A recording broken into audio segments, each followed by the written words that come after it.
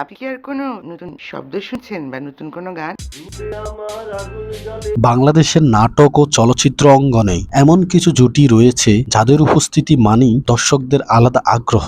সে তালিকার অন্যতম দুই নাম রাইসুল ইসলাম আসাদ ও সুবর্ণ মোস্তফা। অভিনয়ের গভীরতা, সংলাপ বলার ভঙ্গি এবং বাস্তবধর্মী চরিত্র উপস্থাপনের মাধ্যমে তারা বহু বছর ধরে দর্শকদের হৃদয়ে বিশেষ জায়গা করে নিয়েছেন। আসলে কি জানেন, হারিয়ে যাবার মাঝে ফিরে পাবার আশা। সেই আশায় মানুষ এত কাছাকাছি। একসঙ্গে পর্দায় উপস্থিতি হলেই যেন তৈরি হতো অন্যরকম এক আবহাওয়া, যা এখনো দর্শকদের স্মৃতিতে উজ্জ্বল। ৮০ দশক থেকে শুরু করে পরবর্তী সময় পর্যন্ত টেলিভিশন নাটকে এই দুই তারকার অভিনয় ছিল ব্যাপক আলোচিত।